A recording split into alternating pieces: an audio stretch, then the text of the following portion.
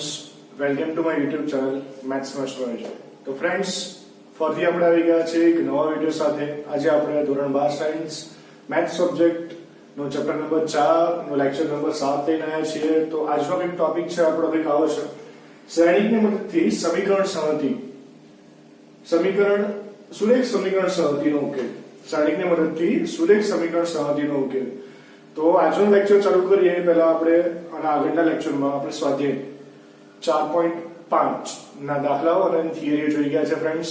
આ લેક્ચરમાં આપણે 4.6 ના દાખલાઓ અને થિયરી જોવાના છીએ। તો સ્વાધ્યાય 4.5 ના દાખલાઓ હું આશા રાખું છું કે તમને બધાને આવડી ગયા હશે।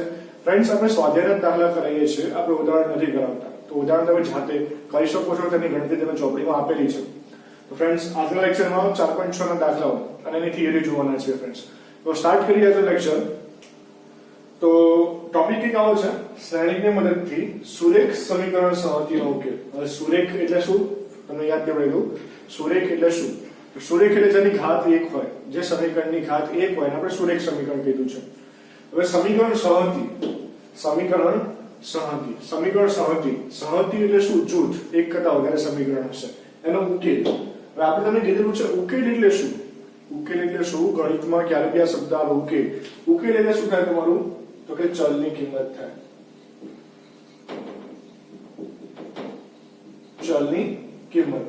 ઉકેલ એટલે તમારે જે સમીકરણ આપેલું હોય એની એમાં સમીકરણમાં રહેલા ચલની કિંમત, અને આપણે ઉકેલ કહીશું। તો ફ્રેન્ડ્સ, આમાં પણ એવું જ છે, તમારે સમીકરણનો ઉકેલ મેળવવાના છે।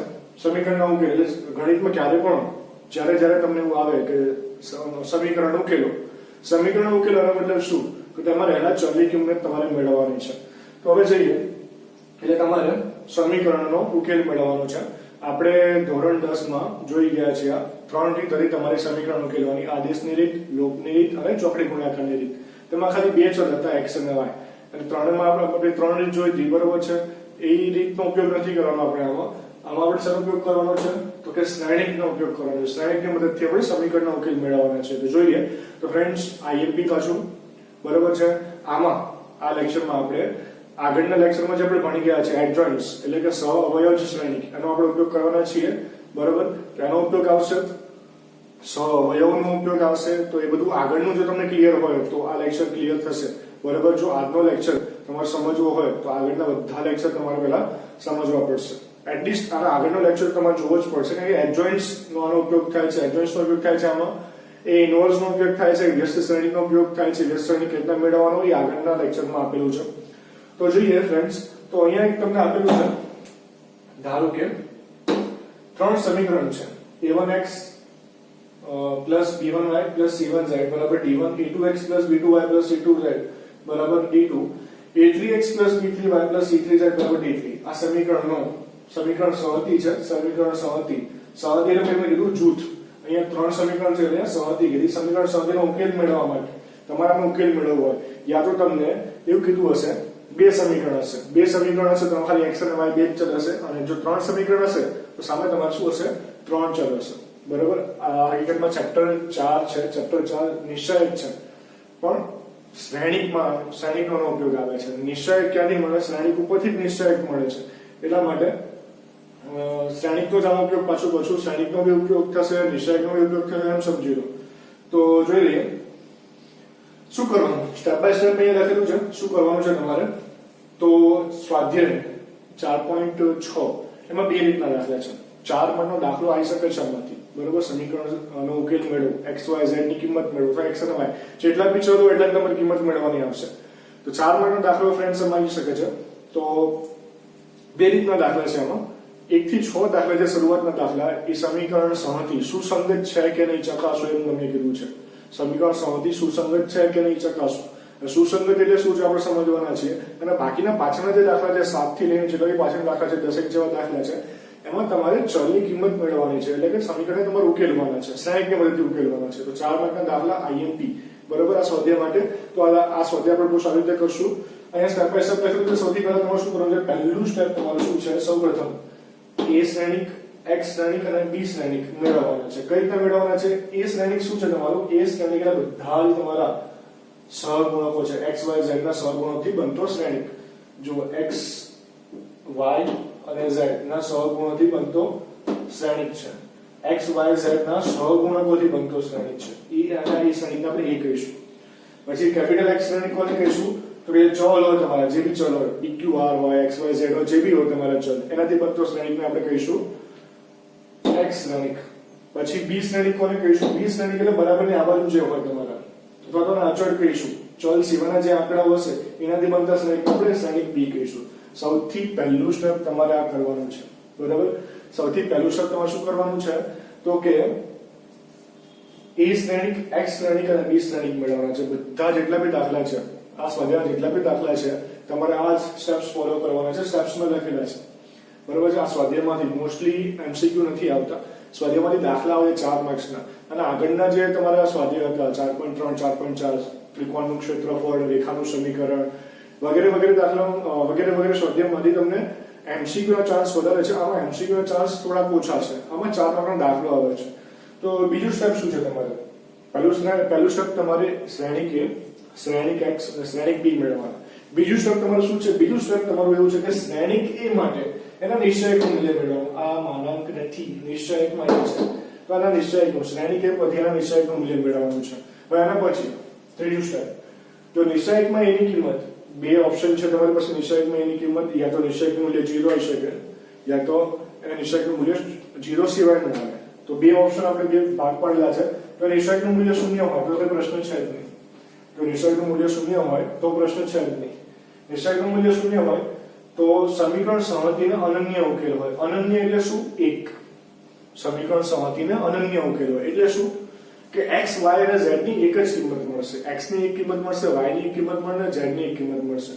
જો નિશ્ચયકનું મૂલ્ય 0 ના હોય તો, બરાબર છે? તમારે જેટલા બી પાછળના દાખલા છે, મેં તમને કીધું કે દાખલા નંબર 7 થી લઈને જેટલા બી 10 જેવા દાખલા છે, બધામાં આ જ છે. ખાલી આ ક્વેશ્ચન છે ને, એ તમારે 1 થી 6 દાખલા માટે છે કે સુસંગત છે કે નહીં ચેક કરવા માટે છે. તો જોઈ લઈએ શું કીધું મેં તમને.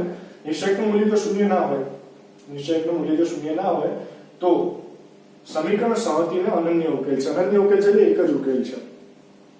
એ ઉકેલ હવે કઈ રીતના મેળવવાનું? એ ઉકેલ આ રીતના મળશે. x બરાબર શું? x એટલે શું હતું? શેનો શ્રેણિક હતું? તમારો ચલનો શ્રેણિક હતો, બરાબર? a ઇન્વર્સ * b પરથી મળશે, ઉકેલ મેળવી શકાય. a ઇન્વર્સ * b, b શ્રેણિક આપણી પાસે છે, જે અચળ જે તમારે રહેશે એનાથી બનતો શ્રેણિક છે. અને a ઇન્વર્સ એટલે શું? a ઇન્વર્સ તમારે મેળવવું પડશે. a ઇન્વર્સ આપણે આગળ મેળવી ગયા છીએ, બરાબર છે? એનું સૂત્ર શું હતું? યાદ છે મને? a ઇન્વર્સ બરાબર 1/, નિશ્ચયકમાં a ઇન્ટુ એડજોઇન્ટ્સ ઓફ a. બરાબર છે ફ્રેન્ડ્સ?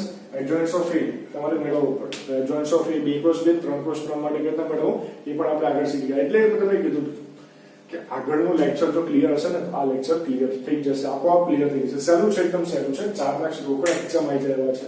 તો જઈએ આગળ. આ હતું કે જેમાં જો નિશ્ચયકનું મૂલ્ય 0 ના હોય, જો નિશ્ચયકનું મૂલ્ય 0 ના હોય તો તમે આ રીતના કરી શકો. એને એક જ મૂલ્ય હશે, x ની એક કિંમત મળશે, y ની એક કિંમત મળશે અને z ની એક કિંમત મળશે, બરાબર? આ સૂત્રની મદદથી કયું શું આપણે વાપરવાનું છે? x બરાબર a ઇન્વર્સ * b પરથી તમને x અને y અને z ની કિંમત મળશે. હવે પાછું, જો નિશ્ચયકનું મૂલ્ય 0 હોય તો, આ રે નિશ્ચયકનું મૂલ્ય 0 હોય તો તમારે શું ચેક કરવું પડે? એડજોઇન્ટ્સ ઓફ a * b.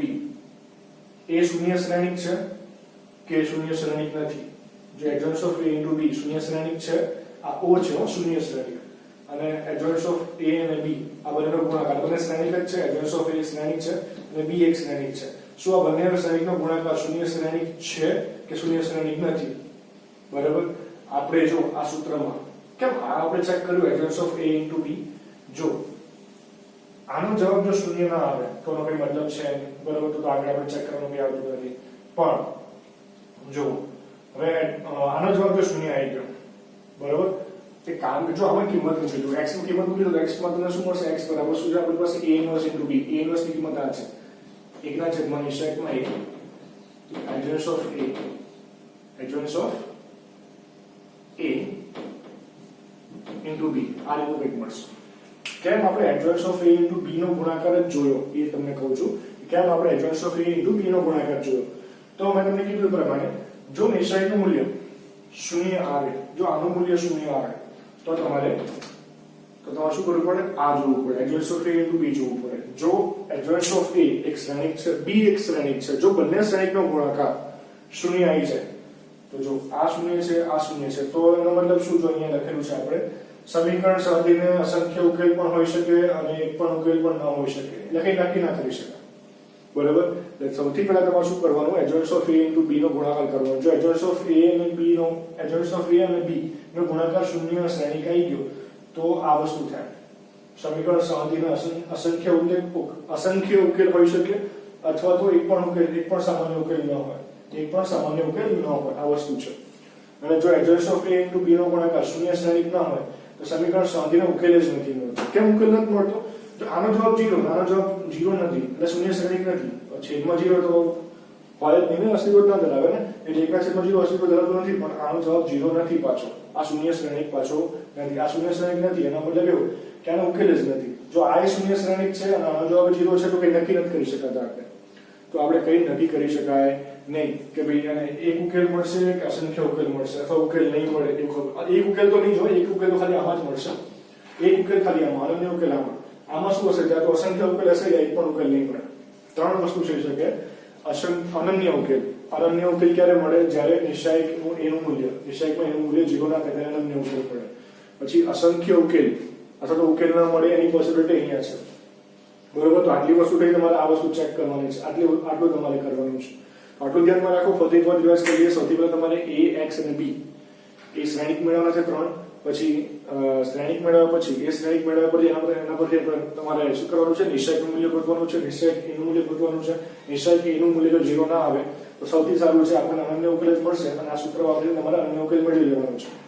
અને જો નિશ્ચયક એનું મૂલ્ય 0 આવી જાય તો તમારે શું ગોતવાનું છે? એડજોઇન્ટ ઓફ a * b કરવાનું છે. જો એડજોઇન્ટ ઓફ a * b શૂન્ય શ્રેણિક આવી ગયું તો નક્કી નથી કરી શકાતા ભાઈ કે ભાઈ અસંખ્ય ઉકેલ પણ હોઈ શકે અને ઉકેલ ન પણ હોઈ શકે. પણ એડજોઇન્ટ ઓફ a * b નું મૂલ્ય 0 ના હોય તો શું થશે? તમારું એનો ઉકેલ મળશે નહીં, એક પણ સામાન્ય ઉકેલ હશે નહીં. આટલી વસ્તુ થઈ.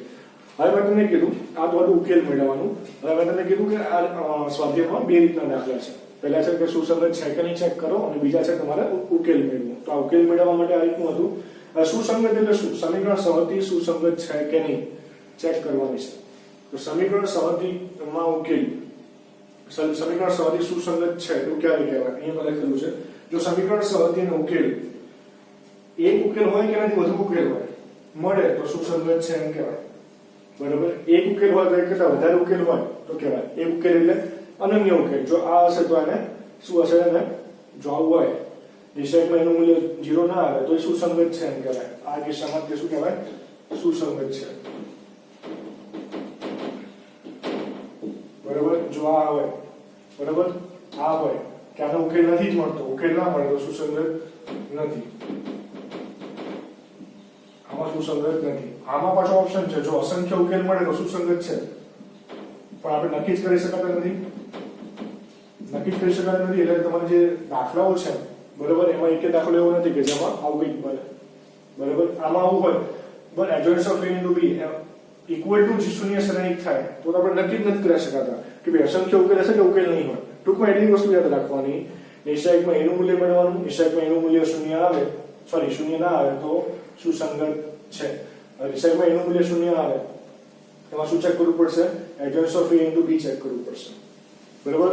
Adjoint of a * b check કરવું પડશે. તો આ હતું તમારું સુસંગત છે કે નહીં. સુસંગત ક્યારે કહેવાય? તમને કીધું સુસંગત ક્યારે કહેવાશે? જ્યારે તમારી સમીકરણ સંહતિ આપેલી છે એ સુસંગત ક્યારે કહેવાશે?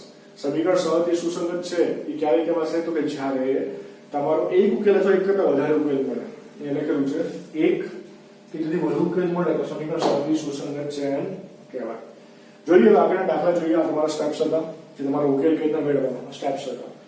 પ્રશ્ન નંબર 1 થી 6 મેં તમને કીધું. પ્રશ્ન 1 થી 6 એ તમારે શું છે કે સમીકરણ સંહતિ સુસંગત છે કે નહીં એ ચકાસવું એ રીતના છે. તો જોઈએ પહેલો દાખલામાં જોઈએ. સૌથી પહેલા તમારે એ જ કરવું પડશે. બે સમીકરણ આપેલા છે તો આને સંહતિ જ કહેવાય કે જોડ છે. બરાબર. ગ્રુપ છે. એક હોય તો આને સમીકરણ જ કહેવાય, બે હોય તો આને સંહતિ કહેવાય, ત્રણ હોય તો સંહતિ કહેવાય, એક કરતા વધારે હોય તો આને સંહતિ કહેવાય. સૌથી પહેલા નંબર a, b અને x નક્કી કરવું પડશે. એ લખું છું ax = b સાથે સરખાવતા.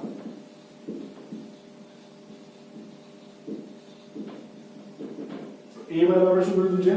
સહગુણકોથી બનતો શ્રેણિક. સહગુણક કેટલો છે? 1 2 2 અને 3. x શ્રેણિક શું હતો તમારો? ચલનો શ્રેણિક એટલે કે x અને y. અને b તમારો શ્રેણિક શું હતો? b અચળ જે છે એમાંથી બનતો શ્રેણિક એટલે કે 2 અને 3. હવે તમારે શું કરવાનું હતું? નિશાયક એક મૂલ્ય ગોતવાનું હતું. નિશાયકમાં એનું કિંમત શું આવશે? 1 2 2 અને 3. તો ગોતો તો 3 × 3 -4 એટલે શું હોય તમારું? -1 બરાબર નથી 0. 0 નથી આ રહ્યું ને. જો 0 ના હોય તો સમીકરણ સમજીને અનન્ય ઉકેલ હોય.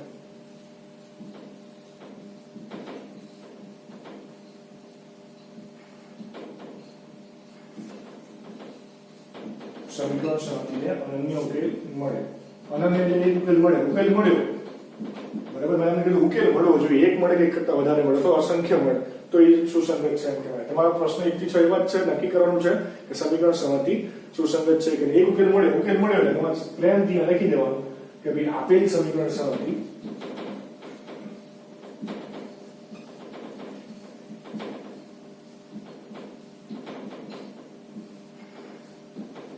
સુસંગત છે. પ્રશ્ન 1 થી 6 આ પ્રમાણે એ બાજુ જોઈએ. તો મેં તમને કીધું પ્રમાણે પ્રશ્ન 1 થી 6 તમારા સમીકરણ સમજી સુસંગત છે કે નહીં એ માટે ચેક કરવા માટેની છે. તો જોઈએ પ્રશ્ન 2 બાજુ જોઈએ. પ્રશ્ન 2 આ રીતનું સમીકરણ આપેલા છે. બે સમીકરણ સમજી સુસંગત છે કે નહીં ચેક કરવાની છે. આપણે શરૂઆત ત્યાંથી જ કરીશું. શું લખીશું અહીં? ax = b સાથે સરખાવતા સગનો સરખાવતા a બરાબર શું છે તમારું? 1 3 2 6. x બરાબર શું થશે? xy. અને b બરાબર તમારું શું થશે? 5 અને 8. તો મેં તમને કીધું પછી આપણે શું કરવાનું હતું? નિશાયકનું મૂલ્ય મેળવવાનું હતું. 1 3 2 6 6 - 6 0. તો નિશાયકનું મૂલ્ય 0 આવે એટલે તમારે શું કરવું પડે? એડજોઇન્ટ્સ ઓફ a * b કરવું પડે. પણ એડજોઇન્ટ્સ a ગોતવું પડે. b × 2 માટે એડજોઇન્ટ્સ a આપણે શોર્ટકટ શીખવાડી હતી અને આના આગળના લેક્ચરમાં તમને કીધું છે. શોર્ટકટમાં શું હતું? આપણે ડાયરેક્ટ શોર્ટકટથી લખીએ અત્યારે. તો અગળ વિકર્ણના ઘટકોનો અદલાબદલી કરવાની. 6 ને 1 અને પ્રત્યેક વિકર્ણની નિશાની બદલવાની. એના ઘટકોની બદલે નિશાની બદલવાની. એડજોઇન્ટ્સ ઓફ a આપણને મળ્યો 2 × 2 માટે. પછી એડજોઇન્ટ્સ ઓફ a * b આ મેળવીએ આપણે. એડજોઇન્ટ્સ ઓફ a તમારું શું છે? 6 - 3. પછી તમારી પાસે શું છે? -2 અને 1. b તમારી પાસે શું છે? 5 અને 8. જોઈએ શૂન્ય શ્રેણિક આવે છે કે નથી આવતું. તો આપણે ખબર છે કે શીખવાડ્યું આગળના શ્રેણીકોના ગુણાકાર આવી ગયા. આપણા શેમાં આવી ગયા હતા? બીજા ચેપ્ટરમાં આવી ગયા હતા. 6 5 જોડે ગુણાય. 6 5 જોડે ગુણાય એટલે 6 × 5 30. અને અહીંયા આવશે -3 × 8 24. બરોબર છે. એના પછી નીચે આવશે અહીંયા -2 -5 સોરી -2 અને 5 નો ગુણાકાર -10 + 8. તો અહીંયા શું આવશે તમારું? 30 માંથી 24 જાય એટલે 6 -10 + 8 -2. શું આ શૂન્ય શ્રેણિક છે? આ શૂન્ય શ્રેણિક નથી. શૂન્ય શ્રેણિક નથી. હવે આમાં આપણે જોયું હતું. આપણે એક ફ્લોચાર્ટ જેવું બનાવ્યું હતું. શૂન્ય શ્રેણિક નથી. Adjoints of a * b adjoints of a * b શૂન્ય શ્રેણિક નથી. આનો મતલબ શું? સમીકરણ સમજીને ઉકેલ નથી. સમીકરણ સમજીને ઉકેલ નથી. આ ઉકેલ ના હોય એનો મતલબ શું? કે ભાઈ સુસંગત નથી. સમીકરણ સમજી શું છે? સુસંગત નથી. તો આનો આગળનો પ્રશ્ન હતો. આ પ્રશ્ન નંબર 3 હતો. પ્રશ્ન 2 નહીં, પ્રશ્ન નંબર 3 હતો. પ્રશ્ન 1 માં સુસંગત હતી. જો ઉકેલ મળે તો સુસંગત છે. ઉકેલ ના મળે તો સુસંગત નથી. 2 × 2 માટે જોયું. 3 × 3 નો એક દાખલો ફટાફટ આપણે જોઈ લઈએ. પ્રશ્ન નંબર 5 છે જો અહીંયા. અહીંયા તમે ત્રણ સમીકરણ આપેલા છે, 3 + 3 માટે જેવું થઈ જશે. આના પછી આપણે a લખ્યું છે જે સહગુણક એક શ્રેણિક બને છે, x લખ્યું છે ચલનો એક શ્રેણિક બને છે, અને b લખ્યો છે આપણે જે અચળનો શ્રેણિક છે. હવે આપણે આ નિશ્ચયકનું મૂલ્ય મેળવીએ. નિશ્ચયકનું મૂલ્ય તમને બધા મેળવતા આવડે છે. આ છે તમારું ત્રિહાર નિશ્ચયક છે 3, અહીંયા આવશે 0 માઈનસ તમારું આવશે અહીંયા 5, પછી અહીંયા માઈનસ આવશે પણ માઈનસ 1 થી +1 થઈ જશે તમારું. હારને સમ કરી નાખો એટલે 0 વચ્ચે માઈનસ, પણ આ માઈનસ માઈનસ પાછું પ્લસ થઈ જશે 3 × 3, પછી -2 હારને સમ કરી નાખો 0 વચ્ચે માઈનસ 3 × 6. અહીંયા તમારું જોવો તો આનો જવાબ શું આવે તમારું -5 ગુણ્યા 3 -15 3 વત્તા 3 ગુણ્યા 3 થશે તમારું અહીંયા આવશે -6 અને -2 એટલે +12 થશે, એટલે આનો જવાબ શું હશે તમારો 0. હવે હમણાં જ આપણે જોયું જો 0 આવે તો તમારે એડજોઇન્ટ્સ ઓફ a શું કરવું પડે, એડજોઇન્ટ્સ ઓફ a ગોતવું પડશે. 3 નો એડજોઇન્ટ્સ ગોતવા માટે લાંબી પ્રોસેસ છે. દરેક ઘટકના શું કરવાના એડજોઇન્ટ્સ મેળવવા માટે, સહઅવયવ શ્રેણિક મેળવવા માટે યાદ કરો શું હતું, તમારે બધી જ ઘટકના પર શું કરવા પડે, સહઅવયવ ગોતવા પડે. સહઅવયવથી બનતો શ્રેણિક એનો તમારે શું કરવું પડે, પાછું ટ્રાન્સપોઝ કરવો પડે, એટલે તમને શું મળે છે, પરિવર્ત શ્રેણિક કરવું પડે. તમે શું મળે, તમને એનો એડજોઇન્ટ્સ મળે. આગળના લેક્ચરમાં આપણે જોઈ ગયા છે, તો અહીંયા ડાયરેક્ટ આપણે લાંબી પ્રોસેસ નથી કરવી, પણ આપણે આગળ કરી ગયા છે એટલે તમને ખબર રહેશે કે રીતના કરવાનું છે. આ જો મેં 9 ઘટકના શું મેળવ્યા, સહઅવયવ મેળવ્યા છે. સહઅવયવનો જે આડા હતા ઉભા ગોઠવી નાખ્યા મેં, એટલે એડજોઇન્ટ્સ એ મળ્યો. હવે તમારે શું કરવાનું છે, આગળ કર્યું એમ એડજોઇન્ટ્સ એ અને b નો ગુણાકાર કરવાનો. તો એડજોઇન્ટ્સ a અને b નો ગુણાકાર કરશો તમે તો એ શૂન્ય શ્રેણિક નહીં આવે, બરોબર. હવે તમને ગણતરી તમે જાતે કરી શકો છો. ગણતરીમાં અહીંયા દેખાડેલું ડિફરન્સ એડજોઇન્ટ્સ ઓફ a * b નો ગુણાકાર શૂન્ય શ્રેણિક નહીં આવે. શૂન્ય શ્રેણિક ના આવે તો સમીકરણ સાદીને સામાન્ય ઉકેલ નથી. સામાન્ય ઉકેલ ના મળે, એક પણ સામાન્ય ઉકેલ નથી, એટલે સમીકરણ સમાધિ સુસંગત નથી.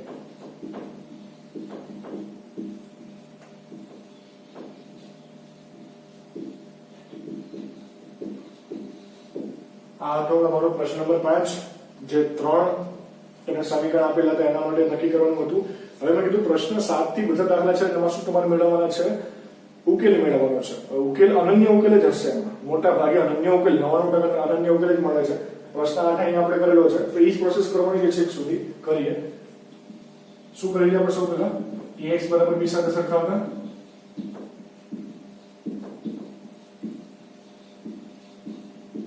તો અહીંયા તમારું a શું મળશે, 2 - 1 3 અને 4 મળશે. x શું મળશે તમારું, x તમારો મળશે x અને y, અને b શું મળશે તમારો કે -2 અને 3. બરાબર છે. પ્રશ્ન નંબર 8 કરી રહ્યા છીએ આપણે. તમારે શું કરવાનું છે, મને તમે કીધું પ્રમાણે એના નિશ્ચયકનું મૂલ્ય મેળવવાનું. 2 - 1 3 અને 4, 2 ગુણ્યા 4 એટલે 8 વચ્ચે માઈનસ, પણ આ માઈનસ માઈનસ પર જતી જાય. આનો બેનો ગુણાકાર -3 થાય, માઈનસ માઈનસ +3 થાય, 11 આવ્યું. 11 0 નથી, એટલે સમીકરણ સમાધિને અનન્ય ઉકેલ છે.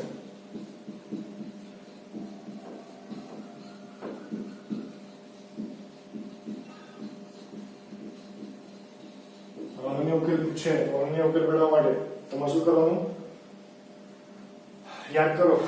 અનન્ય ઉકેલ છે, અનન્ય ઉકેલ કઈ રીતે મેળવવાનો, એટલે સમીકરણ સમાધિ સુસંગત છે એટલું નક્કી કર્યું. સુસંગત છે આપણે દાખલા નથી કરવાના, ઉકેલ મેળવવાના. આપણે ઉકેલ કયા છે તો હમણાં મેં જે ફ્લોચાર્ટ હતો તમે યાદ કરો. તમારે x = a * b આ પદ્ધતિ મેળવવાનો, એટલે a ઇન્વર્સ તમારે ગોતવું પડે. a ઇન્વર્સ માટે તમારે એડજોઇન્ટ્સ ઓફ a ગોતવું પડે. એડજોઇન્ટ્સ ઓફ a 2 × 2 માટે ડાયરેક્ટ આપણે લખી નાખીએ છીએ કઈ રીતના, અગર વિકર્ણના ઘટકો બદલવાના, પ્રતિ વિકર્ણના નિશાની બદલવાની.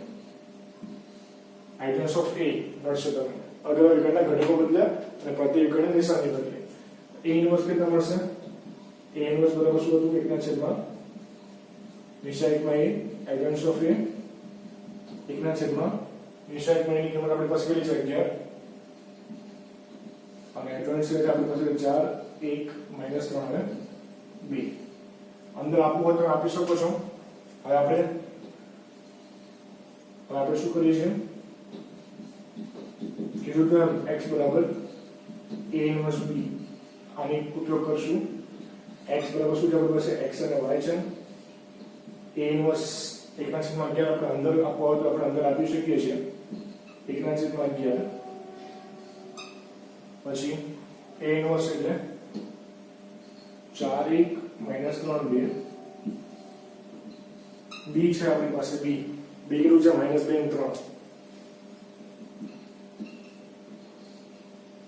હવે શ્રેણીકોના ગુણાકાર કરવાનો નથી બે શ્રેણીનો ગુણાકાર કરીએ અહીંયા તો 1/11 12 મૂકશું અહીંયા આપણે અહીંયા ગુણાકાર કરશો 4 × -2 -8 -8 3 એટલે -5 આવશે અહીંયા 3 × 6 6 ને તમારો 6 એટલે 12 થશે અહીંયા અંદર 11 આપી દો -5/11 અને આ તમારું આવ્યું 12/11 તો આ બધું એક શું હતું એ શ્રેણિક મળ્યો આ બાજુમાં કયો શ્રેણિક હતો x અને y એટલે બધું કયો શ્રેણિક આવ્યો -5/11 અને 12/11 હવે શ્રેણિકોની સમાંતર પરથી આપણને ખબર છે શ્રેણિકોની સમાંતર પરથી x બરાબર શું મળશે તમને તો કે x બરાબર -5/11 અને y બરાબર તમને શું મળશે તો કે 12/11 બરાબર આ તમારો ઉકેલ છે તો આ રીતે તમે પ્રશ્ન નંબર 8 આપણે અહીં કર્યો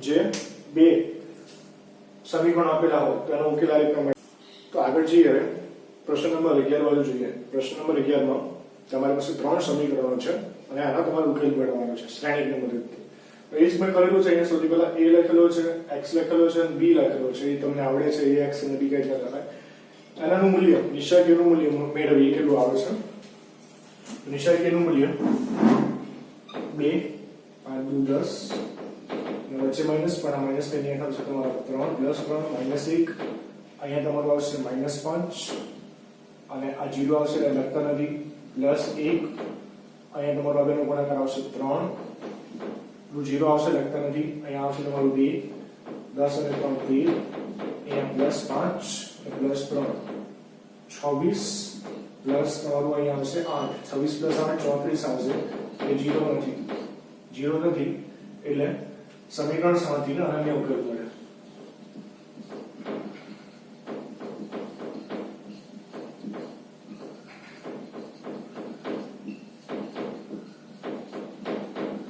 સમીકરણ 7 નો અનન્ય ઉકેલ મળે અનન્ય ઉકેલ કેવી રીતે મળે તો આપણે આપેલા સૂત્ર હતું x = a inverse * b x = a inverse * b એના પરથી મળે હવે a ઇન્વર્સ મળવા માટે પહેલા આપણે એડજોઇન્સ ઓફ a મેળવવો પડે એડજોઇન્સ ઓફ a 3 × 3 નો એડજોઇન્સ ઓફ a કઈ રીતે મેળવવો એ મેં ડાયરેક્ટ મેળવી દીધો છે તમને મેં આગળના વિડિયોમાં તમને કીધું હતું કે દરેક ઘટકના સહઅવયવ મેળવવાના પછી દરેક ઘટકના સહઅવયવથી જે શ્રેણિક બનતો હોય એનો તમે ટ્રાન્સપોઝ કરો એટલે તમને એડજોઇન્સ ઓફ a મળશે મેં ડાયરેક્ટ લખી નાખ્યો છે એડજોઇન્સ ઓફ a આવ્યો બરાબર a ઇન્વર્સ મેળવી લો a ઇન્વર્સ અહીંયા છે મારી પાસે a ઇન્વર્સ બરાબર 1/4 નિશ્ચયકમાં એની કિંમત મારી પાસે છે 34 અને એડજોઇન્સ ઓફ a મેં ડાયરેક્ટ લખેલો છે ફ્રેન્ડ્સ તમે લોકો ગણતરી કરી નાખજો અને જો એડજોઇન્સ ઓફ a મેળવતા ના આવે તો તમે લોકો આના આગળનો વિડિયો લેક્ચર નંબર 6 જોઈ લેજો એડજોઇન્સ y ઇન્વર્સ મળી ગયો હવે તમે કીધું કે તમારો x બરાબર a ઇન્વર્સ * b પરથી મળે તમને x લાગુ હતું x લાગુ શું છે x y z છે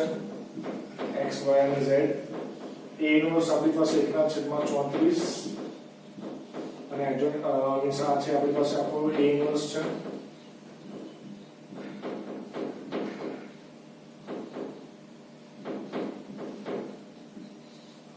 અને b આપણી પાસે આ રહ્યું 1 3/2 અને 9 છે આ રહ્યું તમારું હવે 1/34 હવે તમારી બે શ્રેણીનો ગુણાકાર આવશે 1/34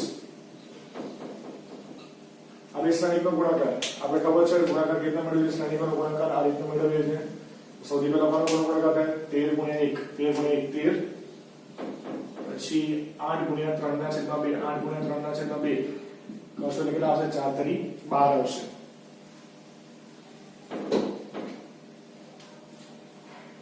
અહીંયા આવશે તમારું 12 ને 9 × 9 પછી એ જ રીતના અહીંયા 5 × 5 આ બેનો ગુણાકાર કરશો -10 × 3/2 એટલે આવશે તમારું -15 અને 9 × 27 આ તમારું +27 આવશે બરાબર છે જો -10 × 3/2 આ રીતના આ ગયા 5 તરી -15 અને છેલ્લે તમારે 3 ગુણ્યા 1 3 -6 ગુણ્યા 3 ના છેદમાં 2 -6 ગુણ્યા 3 ના છેદમાં 2 આ ગયા એટલે આવશે તમારા -9 અને અહીંયા આવશે તમારા -45. હવે આગળ જુઓ 1 ના છેદમાં 34 અહીંયા સરવાળો 13 ને 12 25 25 ને 9 34 અહીંયા 27 ને 5 32 27 ને 5 32 32 માંથી 15 જાય અથવા અહીંયા કરો 5 - 15 એટલે -10 અહીંયા આવશે તમારો 17 આવશે અને અહીંયા આવશે 9 ને 45 54 અને તમારો આવશે -51 આવશે. હવે આને 34 ને અંદર કરશો એટલે શું આવશે 34 ભાગ્યા 34 એટલે 1 આવશે અહીંયા આવશે 17 ભાગ્યા 34 એટલે 1 ના છેદમાં 2 આવશે અહીંયા આવશે -51 ના છેદમાં 34 -51 ના છેદમાં 34 -3 ના છેદમાં 2 આવશે. આ બાજુ તો તમારી પાસે x y અને z તો આ રીતે તમારા x y અને z થયા તો સરખાવ શ્રેણિકની સમાનતા પણ તમે સરખાઈ શકો છો અહીંયા શ્રેણિકની સમાનતા બધું તમે સરખાઈ નાખો x અને y અને z ની કિંમત સરખાઈ નાખો. સ્મોલ x આવશે અહીંયા સોરી સ્મોલ આવશે બધા x y અને z તો x y z ની કિંમત મળી ગઈ x ની કિંમત મળી તમને 1 y ની કિંમત મળી 1 ના છેદમાં 2 અને z ની કિંમત તમને મળી છે -3 ના છેદમાં 2. તો આ જેમાં 3 હોય 3 સમીકરણ હોય એનો આપણે ઉકેલ મેળવ્યો. આમાં ખાલી મેં એડજન્સ ઓફ a ની ગણતરી તમને નથી દેખાડી. તમે એડજન્સ ઓફ a ની ગણતરી તમે આગળના લેક્ચરમાં જઈને જોઈ શકો છો જો એડજન્સ ઓફ a મેળવતા ના આવડે તો. હવે આગળ જઈએ બરોબર. આ પ્રશ્ન ફ્રેન્ડ્સ છે ને 4 માર્કમાં પૂછાય છે બરોબર અને સહેલા છે સ્કોરિંગ કહેવાય ને આનાથી તમે સ્કોર કરી શકો છો જો આવા પ્રશ્ન આવે તો. આગળ જઈએ તો હવે છેલ્લો પ્રશ્ન છે ફ્રેન્ડ્સ તમારો સ્વાધ્યાયનો છેલ્લો પ્રશ્ન એક શબ્દોમાં આપેલો છે બરોબર વર્ડ પ્રોબ્લેમ છે. તો એ તમારે વર્ડ પ્રોબ્લેમ એટલે કે શબ્દોમાં આપેલું હશે વ્યવહારિક દાખલાઓ કહીએ આપણે એને. તો એમાં તમારે શું કરવું પડશે પહેલા તમારે સમીકરણ બનાવવા પડશે પછી એને સોલ્વ કરવું પડશે. આવા આપણે દાખલાઓ છે ને ધોરણ 10 માં કરી ગયા છે સમીકરણ બનાવવાના અને પછી એને સોલ્વ કરવાના. તો જોઈએ પ્રશ્ન નંબર 16 આવા બી પૂછાઈ શકે એવું બની શકે કે તમને સમીકરણ બનાવીને આપ્યા ના હોય સમીકરણ તમારે બનાવવા પડે તો અહીંયા લખવું ધારવું પડે આપણે. તો જે પ્રશ્ન છે પ્રશ્ન 16 આપણે જોઈ લઈએ. પ્રશ્ન 16 આવું છે કે 4 કિલો ડુંગળી 3 કિલો ઘઉં અને 2 કિલો ચોખાની કિંમત 60 રૂપિયા 2 કિલો ડુંગળી 4 કિલો ઘઉં અને 6 કિલો ચોખાની કિંમત 90 રૂપિયા 6 કિલો ડુંગળી 2 કિલો ઘઉં અને 3 કિલો ચોખાની કિંમત 70 રૂપિયા છે. શ્રેણીની રીતે વસ્તુનો પ્રતિ કિગ્રા ભાવ શોધો. એટલે આ રીતનું છે તમને યાદ હોય તો આપણે સૌથી પહેલા ધારતા હતા. શું ધારશું તો આમાં પ્રતિ જે શોધવાનું છે આપણે ધારવાનું હોય તો કે 1 કિગ્રા ડુંગળીની કિંમત પછી 1 કિગ્રા ઘઉંની કિંમત અને 1 કિગ્રા ચોખાની કિંમત.